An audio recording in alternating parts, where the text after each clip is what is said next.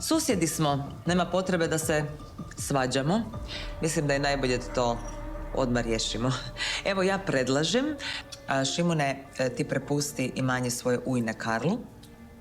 Inako je predaleko da bismo tamo često vodili Milu. Ja sam našla bližu vikendicu, Mila će se oduševiti. Možeš je voditi kad god hoćeš, možete se češće viđat i već sam u pregovorima s Tenom. Recimo da ne želim kupiti tu vikendicu. Što ćeš onda zabraniti mi da viđam Milu? Nisam to rekla. Ne. Ne tim riječima, ali si to mislila. Šimune, slušajmo sa razumijevanjem. Možemo li razgovarati ko odrasli ljudi? Molim te, smiri se. Ne, neću se smiriti. To što radiš je čista uzina. I što je da je rijeđe viđaš? Što onda? Imaš lijepo novo dijete, pa ga viđaj kad god poželiš.